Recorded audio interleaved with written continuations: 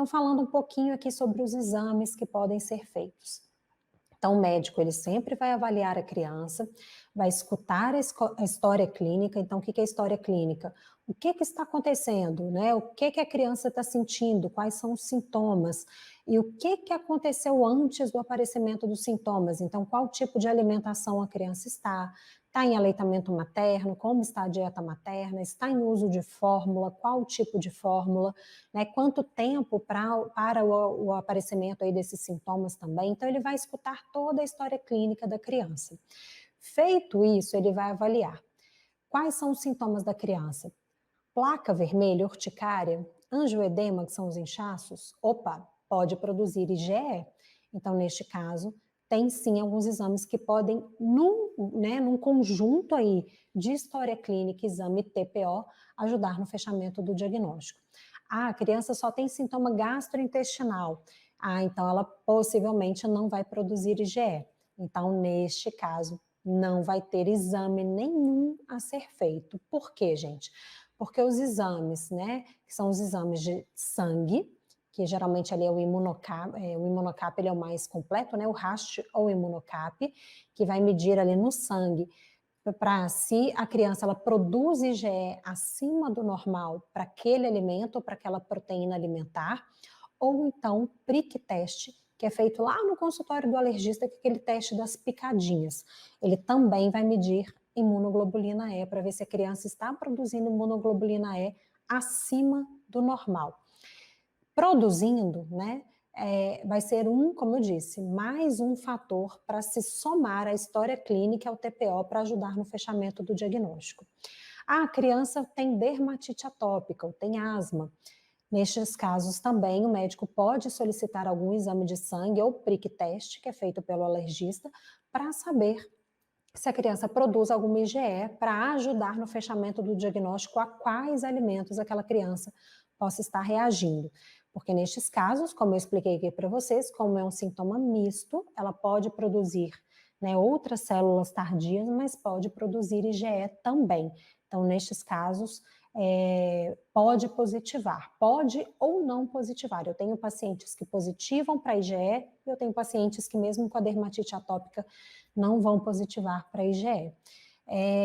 Fora isso, gente, fora esses exames de sangue, né, então racha imunocap e o prick teste, todos eles vão detectar a presença alterada de produção de imunoglobulina E, específica para o alimento ou até específica para as proteínas ali do alimento, né? Para o leite, o médico pode pedir para caseína, alfa-lactobumina ou beta-lactoglobulina, por exemplo. Para o ovo, a ovo-mucoide, a ovo-mucina, então dá para pedir, ovalbumina, perdão, pode pedir também específico para as proteínas do alimento, para saber, né, se é uma proteína que indica um tipo de alergia mais persistente ou um tipo de alergia que tende a adquirir a tolerância um pouco mais rápido com sintomas mais leves, menos graves. Então, isso também pode ser feito nesse tipo de exame.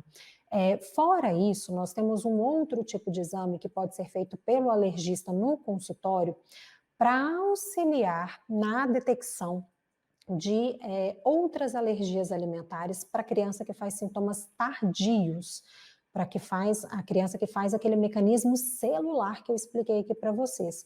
Quando, pela dieta, pela análise do diário alimentar da mãe ou da criança, pela análise da história clínica e pelo TPO, a gente não está conseguindo identificar todos os alimentos que a criança possa estar reagindo, que é o PET teste. O PET teste, gente, de acordo com o consenso de alergia alimentar, ele não é um teste tão fidedigno para se fazer, né, auxiliar no fechamento do diagnóstico, nem na avaliação, mas ele pode trazer uma luz quanto a esses outros elementos que a criança possa estar reagindo. Então, deu positivo quer dizer que a criança é alérgica? Não, quer dizer que nós vamos investigar aquele alimento que deu positivo. Como que é feito esse teste?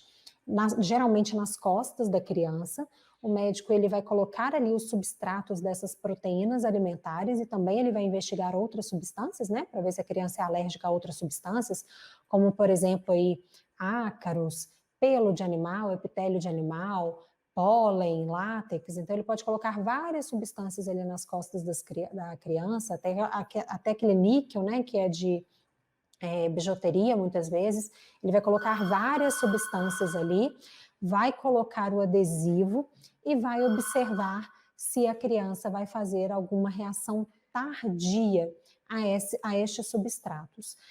Vai fazer a leitura ali, geralmente depois de 24 a 48 horas, depois que é colocado esse adesivo, para ver se gera uma pápula, assim como aparece lá no prick test, tá? O prick test, de novo, detecta IgE, que é aquele anticorpo rápido. O PET test, para tentar nos auxiliar aí numa investigação de reações tardias, então, para crianças que fazem mecanismos imunológicos diferentes, mas, de novo, gente, nenhum exame fecha diagnóstico de APLV e outras alergias alimentares. Nestes casos, né, estes que eu expliquei aqui para vocês, podem auxiliar. Juliana, mas e os exames de fezes, né? Eles devem ser feitos? O meu médico, ele pediu exame de sangue oculto, calprotectina fecal, antitripsina fecal, substâncias redutoras. Esses exames vão auxiliar de alguma forma no fechamento do diagnóstico da PLV? Gente, fato é que estes exames não vão auxiliar. Eles mais podem nos confundir, principalmente o exame de sangue oculto, do que auxiliar nesse processo. Por quê? Vou explicar aqui um pouquinho sobre o exame de sangue oculto. O exame de sangue oculto, ele dá muito falso positivo. Foi feito um estudo com crianças, né, com bebezinhos que não tinham qualquer sintoma de APLV, nem de outras alergias, e aí fez-se o exame de sangue oculto nessas crianças, vou fazer um número arredondado aqui para ficar mais fácil de entender, 100 crianças que tomavam fórmula infantil, mas que não tinham qualquer sintoma ligado, né, desses sintomas todos que eu falei aqui para vocês no início da aula de APLV. Fez os exames e 50% das crianças tinham o exame de sangue oculto positivo. Isso quer dizer que elas tinham APLV? Não. Isso quer dizer que o exame dá muito falso positivo. Tá? Então, esse tipo de exame não deve ser feito, ele dá muito falso positivo. O que deve ser feito é o exame a olho nu, gente. O exame de sangue não é oculto. O sangue, ele é visível. A gente tem que olhar para as fezes do bebê e ver se realmente ali tem o sangue visível. O sangue, ele sempre vai ser vermelhinho. Ele é da porção final do intestino, ele sai por fora mesmo, né? Muitas vezes misturado às fezes, quando as fezes são diarreicas, mas se as fezes estão mais durinhas, ele vai sair por fora, vai dar para ver. Se tiver muito misturado com o cocô, faz o teste do cotonete, pega o cotonete, puxa aquela parte que você está em dúvida, esfrega na parte limpinha ali da fralda, ou se a criança já é maior, né, de um papel higiênico, de um pano, e ele tem que ser vermelhinho, tem que abrir vermelhinho e ser absorvido, porque, né, senão não seria sangue. Muitas vezes é resíduo de suplemento ou medicamento, pode ser um pedacinho de alimento, quando a criança já é maior e já come alimentos, então muitas vezes tem confusão nesse sentido, tá? Então fiquem atentas aí, o exame é baratinho, tá facinho de fazer, é o exame a olho nu, tem que ter sangue visível. E lembrando que nem toda criança PLV, obviamente, vai fazer sangramento intestinal, mesmo aquelas com sintomas gastrointestinais, tá? Então fiquem atentas também quanto a isso. Os exames de calprotectina fecal é um marcador de inflamação intestinal. Esse exame, gente, alguns médicos pedem, mas a clínica da criança, ela é soberana. O médico avaliando bem a história clínica, examinando a criança, ele vai conseguir identificar para ver se o intestino está inflamado ou não. Então, muitas vezes, esse tipo de exame ele é desnecessário por conta disso.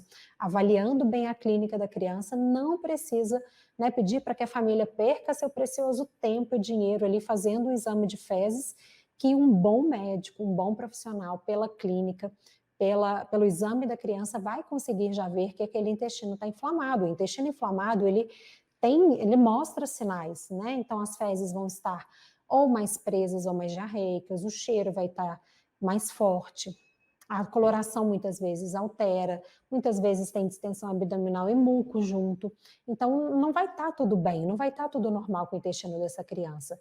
E por ali mesmo, pela história clínica, examinando a criança, o médico já consegue perceber e não precisa pedir esse tipo de exame. Tem uma outra questão também.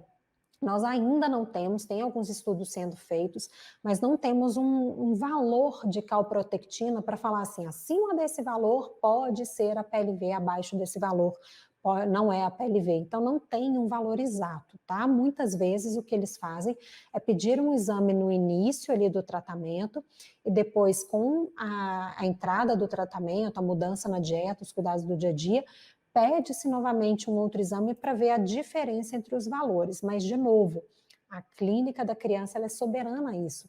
A gente vai acompanhar essa criança e vai vendo que o intestino vai desinflamando. Eu não preciso de exame para me dizer isso, tá? A antitripsina fecal e substâncias redutoras, gente, também vão mostrar para a gente má digestão desse intestino. E quando o intestino está inflamado, muitas vezes ocorre a má digestão, mas de novo, não são marcadores efetivos para a PLV nem para outras alergias alimentares. A clínica continua sendo soberana, então é muito melhor com que o médico converse com vocês, né, saiba, entenda a história clínica, examine a criança. Isso vai dizer muito mais do que esse tipo de exame de fezes. Então, exame de fezes, não percam seu tempo, não precisam ser feitos. Um bom profissional, com a análise, vai saber identificar se o intestino está inflamado ou não. E o que realmente vai fechar, gente, o diagnóstico para a PLV, alergia ao leite de vaca e outras alergias alimentares, é o TPO, teste de provocação oral, TPO. O que consiste o TPO? Esse TPO ele vai ocorrer em duas fases. A primeira fase é a fase de restrição da proteína do leite de vaca. Esse primeiro momento de restrição ele vai acontecer ali durante 30 a 45 dias, na maior parte dos casos. Sendo a PLV, sendo alergia alimentar, né, e tendo a família ali contato, né, direto com o profissional e sendo bem orientada, a gente espera que os sintomas melhorem, né, ou desapareçam por completo ou melhorem muito. Ah, então melhorou muito, tirou o leite de vaca, tirou os outros alimentos, melhorou muito, então está fechado o diagnóstico, é isso mesmo, é a PLV. Não, ainda não. A primeira parte está feita, mas a gente precisa de uma segunda parte, que é a parte onde é feita a reintrodução dessa proteína do leite de vaca, ou a reintrodução aí de outros alimentos que tenham sido retirados. Obviamente, a gente vai fazer um por vez, de forma moderada, fracionada, aumentando, não vai voltar tudo de uma vez ali para a vida da criança, porque sendo a criança alérgica a esse alimento, na medida que a gente volta o alimento, a criança ela vai voltando a apresentar os sintomas. E é aí, junto com história clínica, exames, em alguns casos, como eu já expliquei aqui para vocês, juntamente com o TPO, que agora sim o médico ele vai ter ali toda a base para fechar o diagnóstico correto ou excluir o diagnóstico de APLV e outras alergias.